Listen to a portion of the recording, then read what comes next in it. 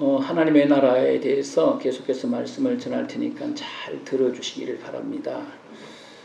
특별히 지금 하나님 나라에 대해서 여러분들이 계속해서 하나님의 말씀을 듣고 있는데 여러분들이 믿고 있는 그 하나님의 나라가 아니라서 너무 죄송합니다. 여러분이 알고 있는 그 하나님의 나라가 아니라서 너무 죄송합니다. 우리가 잘못 믿고 있는 것, 잘못 알고 있는 것은 버려야 되는 거예요. 오늘 하나님의 나라에 대해서 계속해서 말씀을 드릴 테니까 잘 들으시기 바랍니다. 어려운 말씀입니다만은 기도하면서 여러분의 수준에 맞게끔 하나님의 말씀을 나눌 수 있도록 그렇게 할 거예요. 여러분, 우리 한국 교회가 여러 가지로 공격을 받고 있습니다. 공격을 받고 있는 것은 우리가 아무 잘못도 없는데 공격을 받고 있는 게 아니에요. 공격을 받을 수밖에 없는 한국 교회가 되었다는 거예요. 슬픈 일이에요. 슬픈 일입니다.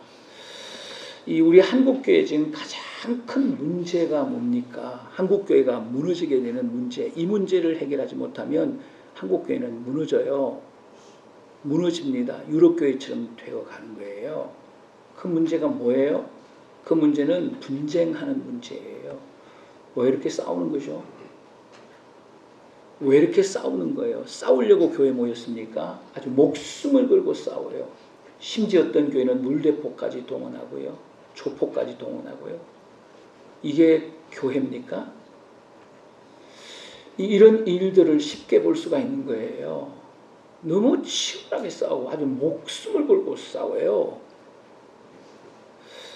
하나님의 모습이 전혀 보이지 않아요. 이 가장 큰 문제가 이 분쟁의 문제입니다. 한국교회는. 한국교회 70%가 크고 작은 분쟁 가운데 있다는 거죠. 무너지는 거예요. 여러분, 집안이 싸우면 집안이 무너지고요. 교회가 싸우면 교회가 무너지고요. 나라가 싸우면 나라가 무너져요. 저는 지금 우리나라에 가장 심각한 위기가 뭐냐면 국민이 둘로 분열된 거예요.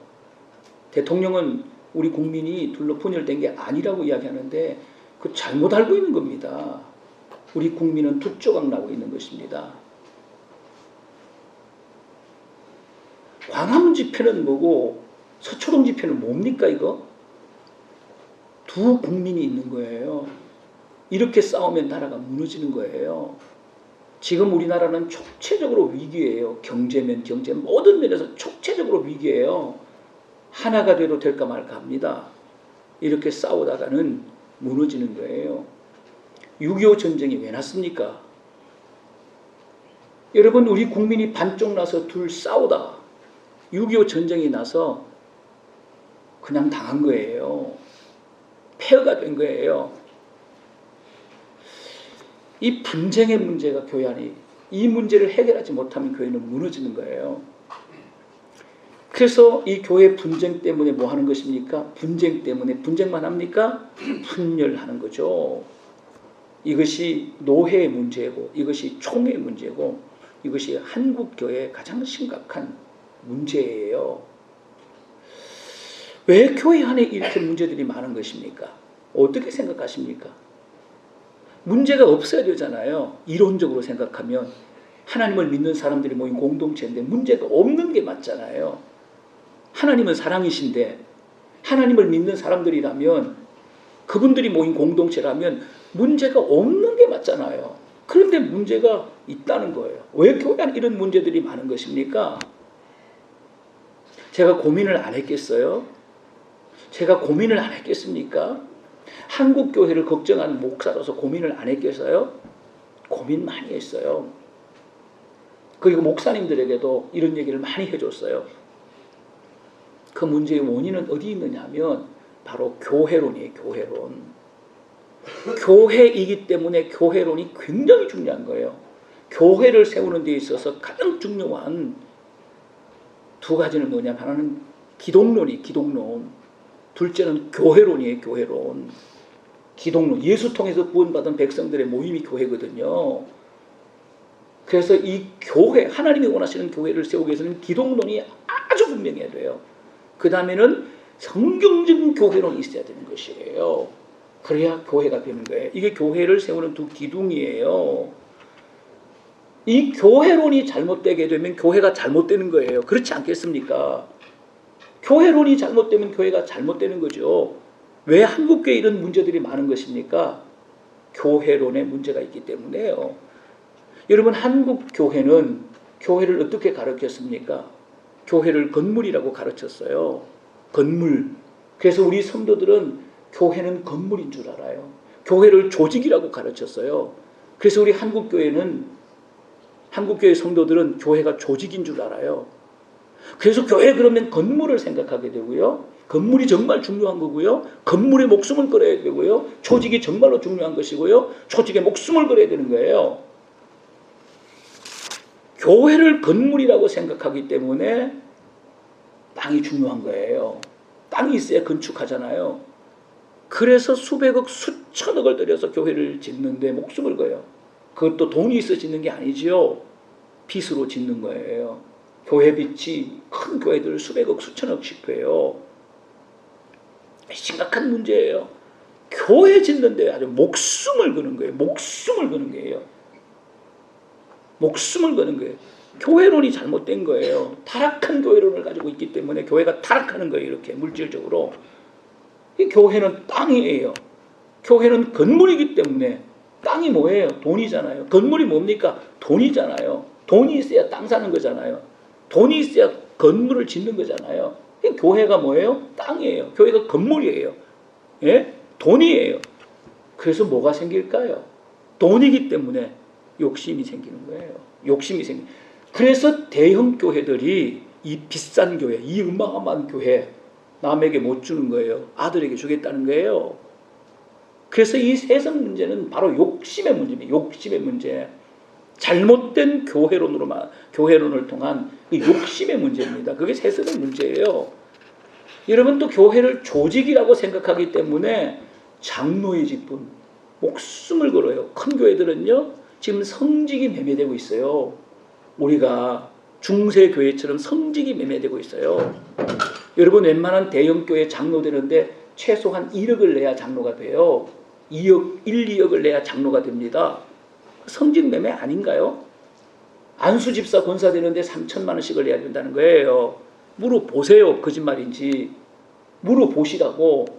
우리 교회도 3천만 원씩 내고 안수 집사 되신 분들, 등록하신 분들이 있어요. 제가 신방을 갔더니 3천만 원 내고 안수 집사 됐다고 그러더라고요. 돈을 걷습니다. 돈을 그냥. 이 교회 아니에요. 이 교회 아닙니다, 이거. 그래서 우리 교회는 직분을 받을 때 돈을 요구하지 않아요. 그냥 하나님 앞에 감사함으로 헌금하라는 거예요. 그게 끝이에요. 이렇게 하다 보니까 헌금을 너무 안 하더라고, 진짜. 제가 보니까. 그래도 괜찮아요. 그게 좋아요. 여러분, 이런 것들이 지금 교회 문제의 원인들이 되는 거예요. 여러분, 교회가 무엇입니까? 교회는 건물이 아니에요. 조직이 아니에요. 그것이 완전히 필요 없다는 얘기 아니에요. 제 얘기를 잘 들으셔야 돼요. 교회의 본질은 공동체예요. 공동체. 성경이 말하는 교회로는 공동체. 구원받은 성도들의 모임이에요. 모임. 부름받은 성도들의 모임이에요. 이게 교회라는 거예요. 이런 성경적인 교회를 가지고 있으면 어떻게 되는 것입니까? 건물을 중요하게 생각하고 땅을 중요하게 생각하고 조직을 이런 교회가 안 돼요. 분쟁하고 이런 게 없어요. 여러분이 성경적인 교회를 가지고 있으면 영혼을 중요하게 생각하는 교회, 영혼을 중요하게 생각하는 교회가 되는 거예요. 공동체를 중요하게 생각하는 교회가 되는 거예요. 공동체는 사람이에요. 사람. 하나님의 자녀 한 사람 한 사람을 중요하게 생각하는 교회가 된다는 거예요. 여러분, 교회는 하나님 나라의 그림자예요. 오늘 한국교회가 하나님 나라의 그림자라고 말할 수 있겠어요? 말할 수가 없는 거죠. 잘못된 교회론이 교회가 세워지니까 하나님 나라의 그림자가 아니에요. 교회는요, 하나님 나라를 가장 많이 닮은 곳이 교회야 돼요. 오늘날 교회들이 하나님 나라를 가장 많이 닮은 곳입니까? 전쟁터잖아요. 전쟁터잖아요. 문제의 바다잖아요. 바다. 문제의 바다잖아요. 예? 분명한 것은 하나님 나라를 가장 많이 닮은 것이 교회여야 됩니다. 그게 참 교회예요. 참 교회. 그게 교회예요. 하나님이 원하시는 교회예요. 그래서 교회를 뭐라고 이야기하는 것입니까? 하나님 나라의 비유라고 해요. 교회가 뭐냐? 교회는 하나님 나라의 비유다. 천국의 비유다. 이렇게 말하는 거예요. 여러분 요한계시록 21장과 우리 22장을 계속 나눌 텐데요. 그래서 요한계시록 21장과 22장을 해석할 때에도 교회를 건물이라고 하는 이 교회론의 영향력 때문에 자꾸 하나님의 나라를 어떻게 이해하는 것입니까? 어떻게 풀어가는 것입니까? 장소로 풀어가는 거예요. 뭐 하나님 나라가 거대한 성이라고 하는 둥, 예? 문자적으로는 그렇게 돼 있어요. 뭐 하나님의 나라에는 있잖아요. 뭐 내 집도 있고 네 집도 있고 다 공갈이거든요.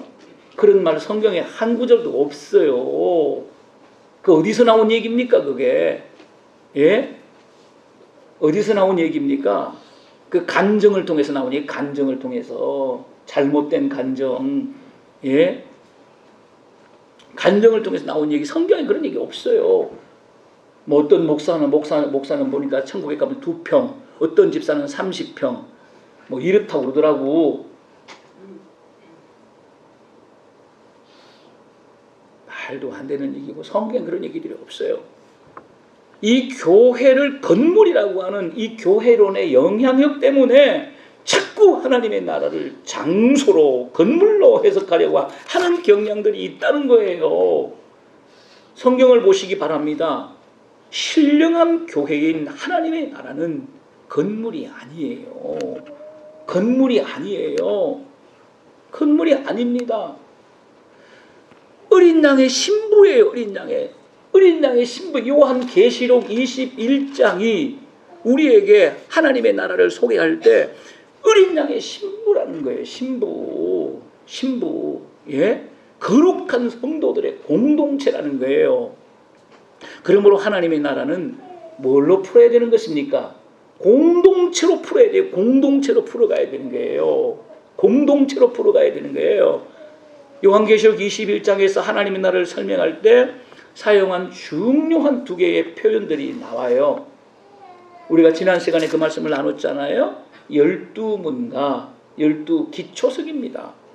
이게 하나님의 나라를 풀어갈 때 아주 중요한 표현들이에요.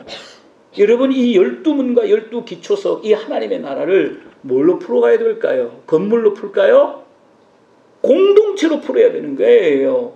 그래서 12기초석은 기초석마다 각기 다른 보석이 있습니다. 12기초석이 있는데 이 기초석마다 전부 다른 보석으로 되어 있는 보석기초예요. 보석으로 된 기초입니다. 예?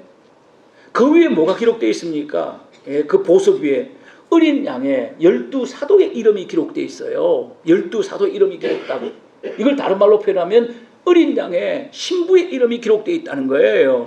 이걸 다르게 표현하면 구원받은 성도들의 이름이 기록되어 있다는 거예요. 무슨 말씀입니까? 기초석이시요 모퉁이 돌이시요 반석이신 예수 그리스도를 통해서 구원받은 하나님의 자녀 천국 백성 한 사람 한 사람이 하나님에게 있어서 최고의 보석이라는 게 최고의 보석, 최고의 영광스러운 존재라는 거예요. 그래서 12보석에다가 구원받은 성도들의 이름을 기록해놨다는 거예요. 꼭 12제자들의 이름만 기록된 게 아니에요. 또 예루살렘 성에는 12문이 있다고 말합니다. 12문에 뭐가 있습니까? 우리가 공부한 것처럼 12천사가 지키고 있어요. 각 문마다 12지파의 이름이 기록되어 있습니다. 문이신 예수 그리스도를 통해서 구원받은 천국 백성들을 가리키는 말씀이에요. 오늘 본문은 이 문에 대해서 다시 한번 우리에게 말씀하고 있습니다. 이 말씀을 함께 나누겠습니다. 우리 21절 말씀을 읽겠습니다. 21절 시작. 그 12문은 12진주니 각 문마다 한 개의 진주로 되어 있고 성의 길은 맑은 유리 같은 정금이더라. 여러분 많이 들어본 얘기고 많이 읽어본 얘기죠. 오늘 이 말씀에 집중하시기 바랍니다. 여러분 이 12문에 대한 이야기가 21장에 자세하게 12문이 있는데 12문이 있네. 12문이 있는데 12천사가 강문마다 지키고 있고, 예, 그렇죠. 이 12문에 12제자 이름이 기록되어 있습니다. 그런데 12문들이 뭘로 됐다는 겁니까? 진주로 되어 있다는 거예요. 진주. 12문에 12진주. 이 문은 진주로 되어 있기 때문에 문이 12개니까 12진주문으로 되어 있는 거죠. 예루살렘 성에 12문이 있습니다. 12문에 12천사가 있습니다. 12문에 12지파가 기록되어 있습니다. 그런데 이 12문은 모두 진주로 되어 있다는 거예요. 이게 기초석하고는 또 다르죠. 12기초석에 있는 이 보석이 다 다릅니다. 근데 이 12문은 있잖아요. 안 달라요. 똑같은 보석으로 되어 있다는 거죠. 진주로 되어 있는 것입니다. 12문이니까 12진주문이 되겠죠. 제가 이제 12진주문으로 표현합니다. 12진주문 이렇게 표현하면 돼요. 여러분, 그럼 진주문이 무엇입니까? 진주문이 무엇입니까? 이 진주문을 성경으로 풀기 위해서는 민수기 말씀부터 시작을 해야 돼요. 그래야 이 진주문이 풀리는 거예요. 민수기 11장 7절 말씀을 함께 읽겠습니다. 시작. 만나는 가시 같고 모양은 진주 같은 것이라. 여러분, 이스라엘 백성들이 광야에서 먹었던 그 만나거든요. 40년 동안 먹었던 만나예요. 이 만나는 이스라엘 백성들이 씨 뿌려 농사지어서 그 열매를 먹은 게 아니잖아요. 하늘에서 내려오는 거야. 매일 내려오는 거야. 하늘에서 밤마다 내려오는 거야. 그래서 새벽마다 이 만나를 거둬서 먹었다는 거 아니에요. 이스라엘 백성들이 광야에서 먹었던 이게 없으면은 죽어요. 이걸 먹어야 사는 거야. 광야에서는 이거 안 먹으면 죽어. 안 먹으면 다 죽잖아요. 이걸 먹어야 사는 거야. 그래서 광야에는 이스라엘 백성 이걸 다 먹었다니까, 이 만나를. 그런데 이 만나를 자세하게 소개해요. 만나는 가시 같고, 만나는 가시가 아니에요. 가시처럼 생겼다는 거예요. 만나의 모양은요, 진주 같은 것이라. 이 만나에 대해서 굉장히 자세하게 표현. 가시 같고, 만나의 모양은 진주 같은 것이라. 물론 비유예요. 이렇게 기록되어 있습니다. 이스라엘 백성들이 광야에서 먹었던 이 만나가 진주같이 생겼다. 이렇게 기록되어 있어요. 진주같이 생긴 게 뭐예요? 거꾸로만 진주같이 생긴 게 만나였다는 거예요. 그렇다면 이 진주같이 생긴 이 만나가 무엇입니까? 이 만나가 무엇인지를 고린도전서 10장 3절에서 바울이 해석을 하고 있습니다. 영적인 해석을 하고 있습니다. 읽어보겠습니다.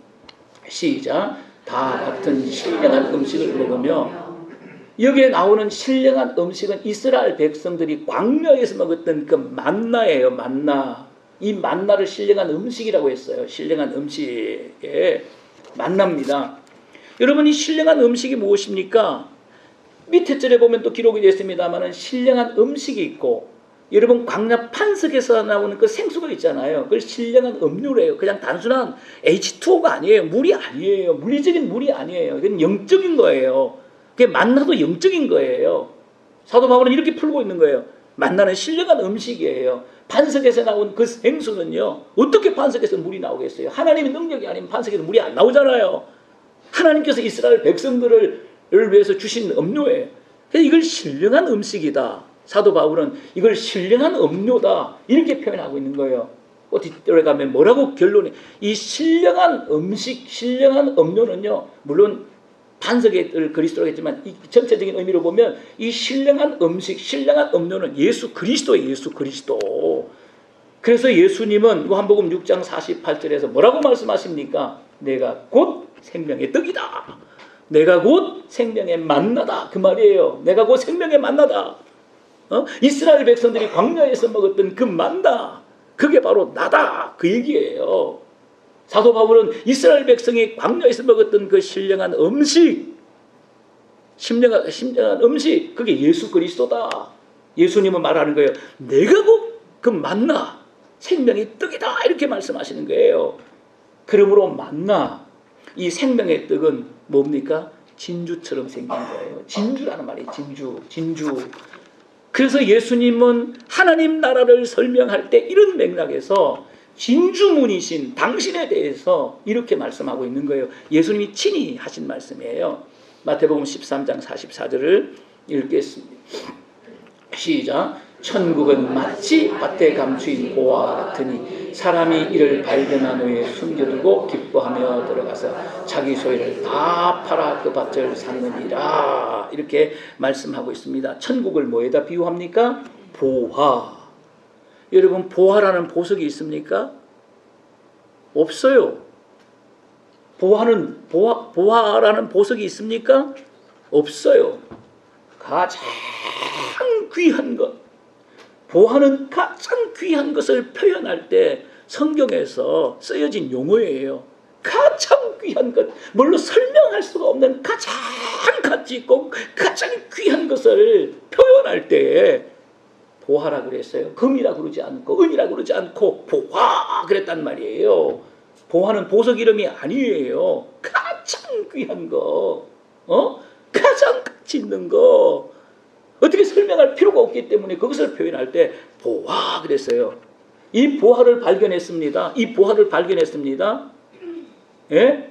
그러니까 이 보화를 발견해서 이 보화를 뭡니까? 가지기 위해서 자신의 전부를 팔아서 그 밭을 샀다는 거예요. 보화가 묻혀있는 그 밭을 샀다는 거예요. 밭이 중요한 게 아니죠. 그 보화 때문에, 여러분, 밭 때문에 집을 판 게 아니에요. 논밭을 판 게 아니에요. 그 밭 안에 있는 그 보화를 가지기 위해서 자신의 전부를 팔아서 이 밭을 샀다는 거예요. 예? 이 보화 때문에 그랬다는 거죠. 가장 귀한 이 보화가 그러면 뭡니까? 밑에 주님께서 또 설명하고 있습니다. 마태복음 13장 45절에서 46절을 읽겠습니다. 시작. 또 천국은 마치 좋은 진주를 구하는 장사와 같으니 극히 값진 진주 하나를 가서 자기의 소유를 다 팔아 그 진주를 샀느니라. 여기에서 이 진주라고 말씀하고 있는데 이번엔 보화가 아니고 진주라는 말로 바꿔놨습니다. 예수님께서 하시는 얘기예요. 그런데 여기에 뭐라고 말씀하십니까? 좋은 진주 그랬습니다. 여기서 좋은이라고 하는 말은 좋은이라고 이 형용사잖아요. 진주를 수식하는 형용사잖아요. 영어 성경에는 굿이라고 되어 있어요. 그러나 이거는 원문의 의미는 뭐냐면 원문이면 네오트라고 하는 그런 의미인데 이거는 최상품을 말하는 거예요. 최고의 상품. 최고의 상품. 여러분 성경에 보면 여호와는 나의 목자시니 내가 부족함이 없으리로다. 그가 나를 푸른 풀밭에 누이시며 푸른 풀밭은 풀밭인데 푸른 풀밭입니다. 물가는 물가인데 실만한 물가입니다. 이 푸른 풀밭, 이 풀밭을 수식하는 형용사가 푸른입니다. 푸른. 이게 되게 중요한 거예요. 이 풀밭이 또 어떤 풀밭이냐를 갖다가 규명하는 말씀이에요. 이 물가는 물가인데 물가를 수식하는 실만한이라고 하는 형용사. 이게 대단히 중요한 거예요. 이 풀의 가치, 물가의 가치를 설명하는 형용사예요. 이게 뭐냐면 네오트라는 히브리 말이에요. 예? 네오트. 이게 뭐냐 하게 되면 최상품을 가리켜요. 최상품. 이보다 더 좋은 게 최고의 상품을 가리키는 거예요. 이게 우리말로 그냥 이렇게 읽게 되면 좋은 진주 이런 건데 이 원문의 의미는 뭐냐 하게 되면 그런 의미라는 거예요. 네오트의 의미라는 거예요. 이보다 더 귀한 것이 없다는 거예요. 이보다 더 귀한 것이 없다는 거예요. 이보다 더 가치 있는 것이 없다는 거예요. 그런 의미예요. 그 다음에 뭐라고 뒤로 되어 있습니까? 좋은 진주를 어떻게 표현하면 극히 값진 진주 해석이 되어 있잖아요. 이 좋은이라고 하는 말과 극히 값진이라고 하는 말은 똑같은 말이에요. 이것보다 더 귀한 게 없어요. 이것보다 더 가치 있는 게 없다. 그 얘기예요. 그걸 뭐라고 표현합니까? 진주 이렇게 표현합니다. 진주. 보통 진주가 아니지요. 사랑하는 여러분, 보화는 뭡니까? 진주라는 말이에요. 앞에서는 보화예요. 이번에는 진주를, 극히 값진 진주를 그 진주를 소유하기 위해서 자기 가지고 있는 모든 걸 다 팔아서 그 밭을 샀다는 거예요. 여러분, 밭을 사기 위해서 모든 걸 판 게 아니잖아요. 그 진주 때문에 그 진주를 내 것으로 만들기 위해서 여러분 다 팔았다는 것입니다. 가장 귀한 것을 어디에다 비유합니까? 진주에다가 비유하는 거예요. 진주에다가 비유하는 겁니다. 여러분, 이 진주가 뭐냐는 거예요. 말씀드리면 진주는 복음이에요. 복음. 예? 복음이에요. 복음보다 더 귀한 것이 없어요. 이 진주는 예수예요. 예수보다 더 귀한 것이 없다는 거예요. 여러분, 우리 인생 가운데 예수보다, 복음보다 더 귀한 것은 없습니다. 없습니다. 여러분, 있으면 우상이에요. 없는 거예요. 없는 거예요. 우리의 남편, 우리의 아내, 우리의 자식보다 더 귀한 거, 이 세상에서 이보다 더 귀한 것이 없는 거예요. 그것이 무엇입니까? 보화예요. 보화. 그것이 뭡니까? 진주예요. 그것이 복음이고 예수라는 얘기예요. 그 얘기를 진주 비유로 설명하고 있는 거예요.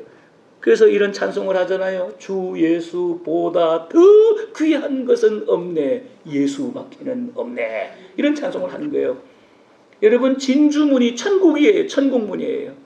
여러분, 진주문이 예수님이세요. 예수님이세요. 천국은 이 진주문을 통해서만 들어갈 수 있는 거예요.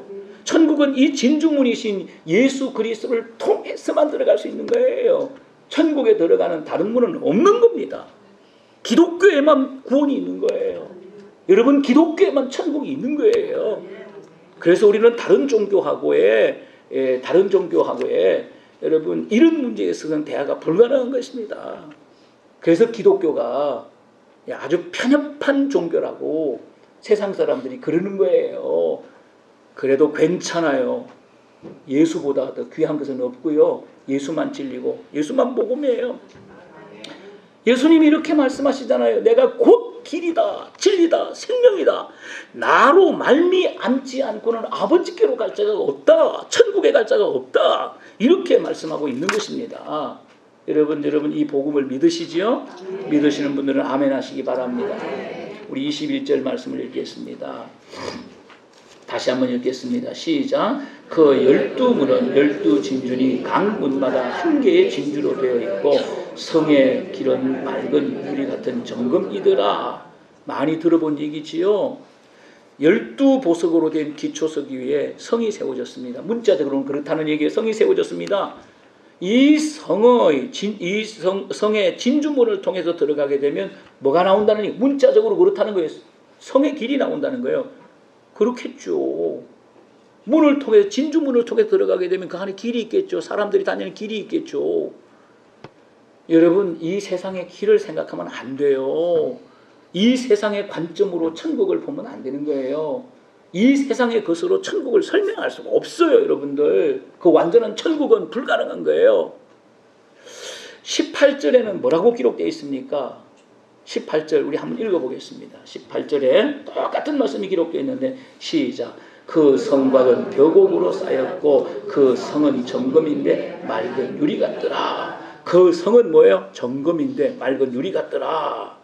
예? 18절에는 성이라고 되어 있어요. 성. 길이 아닙니다. 성이라고 되어 있어요. 21절 오늘 본문에는 뭐라고 기록되어 있습니까? 성의 길이라고 되어 있어요. 성의 길 이렇게 표현하고 있다고요. 이 성이라고 하는 말과 성의 길이라고 하는 말은 똑같은 의미예요. 여러분, 성하고 성의 길하고 같습니까? 틀립니까? 다르지요. 문자적으로는 다르다는 거예요. 다른 거예요. 성하고 성의 길은 다른 거예요. 문자적으로. 그런데 분명히 똑같은 말씀을 하시는데 18절에는 뭐예요? 성이라고 말씀하십니다. 맑은 유리같이 맑은 정금이 뭡니까? 성이에요. 예? 21절에 성의 길이 무엇입니까? 맑은 유리같이 맑은 정금이에요. 이걸 갖다가 자꾸 천국에는 황금길로 되어 있다는 거예요. 이 땅에는 아스팔트로 포장되어 있고 천국에는 황금으로. 공말이에요. 이런 거 전부 거짓말이에요. 이런 거 다 내려놓으셔야 되는 거죠. 이 세상의 관점으로 문자적으로 자꾸 천국을 이해하려고 하는 거예요. 문자적으로 뭘 의미하는 것입니까? 성의 내부를 표현하는 말이에요. 성의 내부.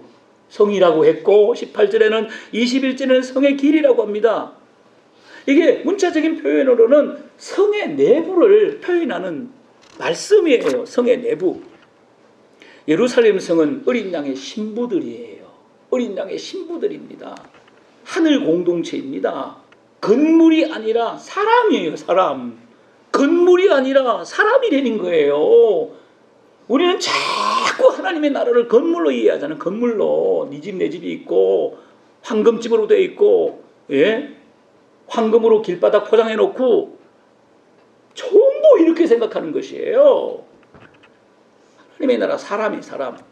그러므로 예루살렘 성은 공동체에 대한 표현이에요. 어떤 공동체입니까? 정금으로 된 공동체예요. 내가 지난 주일에는 보석 공동체라는 표현을 썼습니다. 오늘은 정금 공동체다. 정금 공동체, 정금으로 된 공동체입니다. 어떤 정금입니까? 맑은 유리 같은 정금입니다. 맑은 유리 같은 정금이에요. 18절과 21절에 제가 조금 전에 읽었잖아요. 똑같습니다. 맑은 유리 같은 정금입니다. 하늘나라 공동체는 정금 공동체입니다. 가장 귀한 공동체, 영광스러운 공동체를 이렇게 표현한 거예요. 이렇게 비유한 거예요. 진짜 정금이 아니라는 거예요. 우겨도 갈 수 없어요. 아니에요. 하늘나라 공동체는 맑은 유리 같은 정금이에요. 순결하고 아름다운 공동체에 대한 표현이에요. 예수 그리스도의 보혈로 100% 거룩하게 되는 완전하고 순결한 공동체를 표현하는 말씀이에요. 묵시문학적으로 표현하는 말씀이에요. 죄가 없는 성도들의 공동체입니다. 죄 문제가 완전히 해결됐잖아요. 천국에는 죄가 한 점도 없잖아요. 100% 예수 그리스도의 보혈로 죄 문제를 해결한 백성들이잖아요. 그 공동체 아닙니까? 100% 순결, 100% 거룩, 100% 아름다움. 이것이 천상 공동체예요. 이게 천국 공동체입니다. 이걸 어떻게 말로 표현해요? 건물이 아름답고 땅이 아름답고 재료가 비싼 곳으로 된 것이 천국이 아니에요. 저는 이런 간증도 들어봤어요. 이 세상에서 막 엄청난 헌금을 할 때, 막 좋은 일을 할 때, 막 봉사를 할 때, 그때마다 막 재료가 하늘로 올라간다는 거예요. 어떤 사람은 나무가 올라가고, 어떤 사람은 막 금이 올라가고, 어떤 사람은 은이 올라가고, 이래가지고 성도들을 유혹하는 거지요. 이거 공갈 치는 거죠. 이거 사기범들입니다. 사기범들입니다. 이거 이런 사기꾼들이 얼마나 많은지 몰라요. 그래서 헌금 걷어서 어쩌자는 거예요. 그래서 성도들 부려먹어서 어쩌자는 겁니까?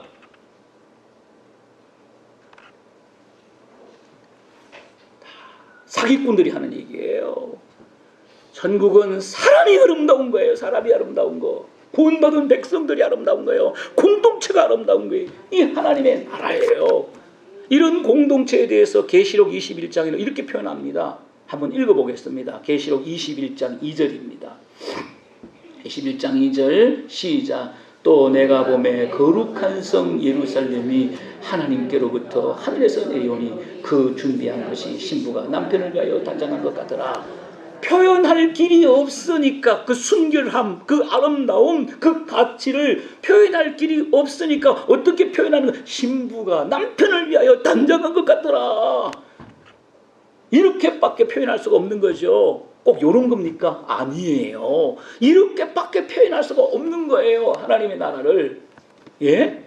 이런 공동체에 대해서 계시록은 이렇게 말씀하고 있는 거예요. 반대로 세상에 있는 교회 공동체는 어떤 공동체입니까? 죄인들의 공동체입니다. 죄인들의 공동체예요. 저 죄인이거든요. 여러분 죄인이거든요. 제가 죄가 없기 때문에 여러분에게 설교하는 거 아니라는 거 아시죠? 부부싸움도 해요. 저는요. 때론 욕도 해요. 때론 미워하기도 해요. 죄가 없기 때문에 말씀을 나누는 게 아니에요. 여러분 죄가 없기 때문에 여러분 여기 앉아서 하나님 앞 예배하는 게 아니잖아요.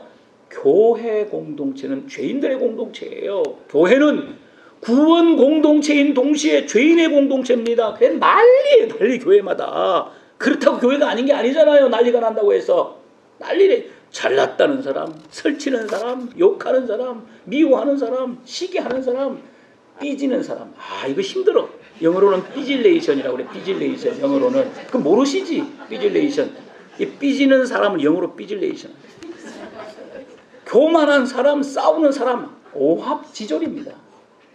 이게 오늘 교회의 모습이에요. 교회 안을 들여다보면 하나님이 꼭 없는 것 같아요. 그렇죠? 하나님은 목사 보면 꼭 하나님이 없는 것 같죠. 그렇죠? 여러분 그렇습니까? 대답하기만 해봐 그냥. 그래도 대답은 하지 마. 기분 나쁘니까 내가. 우리 성도들 있잖아요. 이게 살아가는 모습들 보면, 교회 섬기는 모습들 보면 하나님 꼭 없는 것 같아요. 나는 이 얘기 해야지. 저한테는 얘기하지 마세요. 하늘나라 공동체는요, 정금 같은 공동체예요. 맑은 유리 같은 공동체예요. 티가 없어요. 점이 없어요. 흠이 없어요. 100% 사랑의 교제가 100% 완전한 사랑의 교제가 있는 거예요. 순수한 교제가 있는 거예요. 우리는 동기가 있잖아요. 동기가 아주 불순한 동기가 있잖아요. 교제할 때, 밥 사줄 때 불순한 동기가 있잖아. 동기가 어저께 제가 우리 유치원 원장님에게 밥 얻어 먹었거든요. 시험 받지 마세요. 그 얘기 하는 거 아니에요. 저를 사랑하셔서 밥 사준 거 다 알아요. 우리 교육자들 섬기고 싶다고 그냥 밥 산다고 뛰어왔어요. 얼마나 고마운지 모르겠어요. 100% 행복한 공동체입니다. 이 공동체가 우리가 예수 그리스도를 통해서 영원히 누릴 공동체예요. 어떻게 이 영광스러운 공동체의 가족이 될 수가 있겠습니까? 그것은 오직 예수예요. 오직 예수, 오직 복음입니다. 그러므로 예수 그리스도는 우리 인생의 정답이에요. 정답입니다. 인생 문제의 정답이 뭡니까? 예수 그리스도예요. 우리 22절 말씀 읽어보겠습니다. 22절 시작. 성 안에서 내가 성전을 보지 못하였으니 이는 주 하나님 곧 전능하신 여의 및 어린 양의 그 성의 그 성전이십니다. 아멘. 성 안에서 내가 성전을 보지 못하였으니 이런 말이 나오죠. 사도 요한이 댐볐다는 거 아니야. 예루살렘 성을 보고 있잖아요. 예루살렘 성을 보고 와, 성 안에 성전을 봐야 될 거 아니야.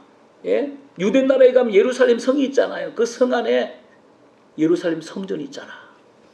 그 성전이 예루살렘 성의 중심이야. 핵심이야. 그래서 전 국민들이 1년에 3번씩 모여 영광스러운 예배, 큰 예배를 드려요. 이스라엘 백성들에게 있어서 예루살렘 성 안에 있는 이 예루살렘 성전은요, 굉장히 중요한 거예요. 그래서 사도 요한도 있잖아요. 뭐예요? 댐볐어. 예루살렘 성이 보이니까 그 성 안에 성전 어디 있나 찾아보니까 성전이 없는 거 있죠.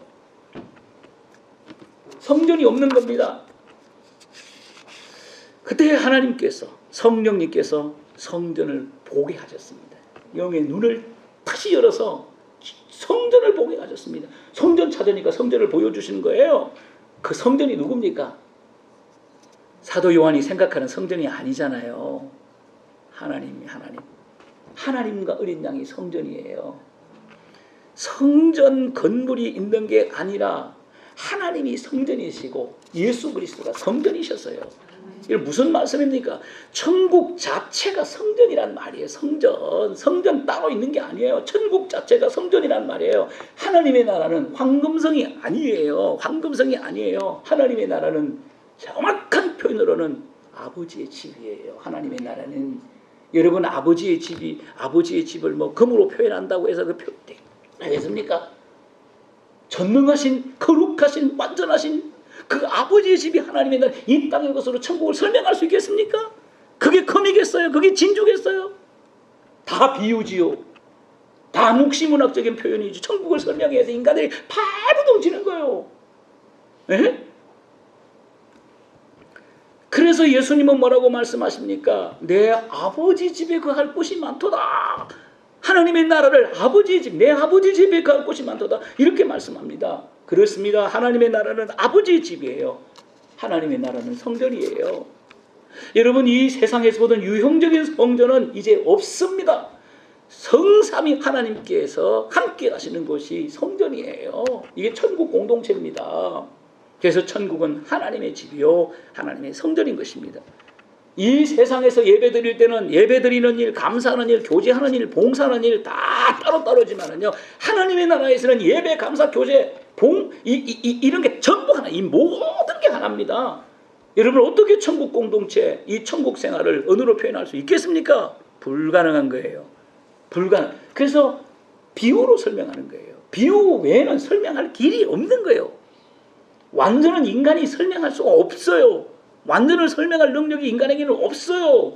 없는 겁니다. 이 땅에 오만 것으로 설명해도 여러분 하나님의 나라는 그런 나라가 아니에요. 우리가 표현할 수 있다면 영광스러운 나라예요. 영광스러운 나라. 그렇게밖에 표현할 수가 없는 거예요. 영광스러운 나라, 완전한 나라, 거룩한 나라, 행복한 나라. 그렇게 추상적으로밖에 표현할 수가 없어요. 구체적으로 표현이 불가능해요. 그 나라는 완전한 나라이기 때문에 바울은 이 나라에 대해서, 천국의 삶에 대해서 이렇게 표현합니다. 우리 로마서 14장 17절 말씀을 함께 읽겠습니다. 시작. 하나님의 나라는 먹는 것과 마시는 것이 아니요 오직 성령 안에 있는 것과 평화. 하나님의 나라를 건물이라고 말하지 않잖아요. 하나님의 나라에서 뭐 생명나무가 있어 그 열매를 뚝뚝 따먹고 살고 이런 나라가 아니에요. 세상의 관점으로 하나님의 나라를 보면 안 되는 거예요. 안 되는 거예요. 하나님의 나라를 먹는 것과 마시는 것이 아니에요. 오직 성령 안에서, 하나님 안에서, 예수 그리스도 안에서 의와 평강과 희락을 누리는 것이에요. 그것이 하나님의 나라라는 것이에요. 이 영광스러운 천국의 주인공들이 다 될 수 있기를 주님의 이름으로 축원합니다. 하나님 아버지,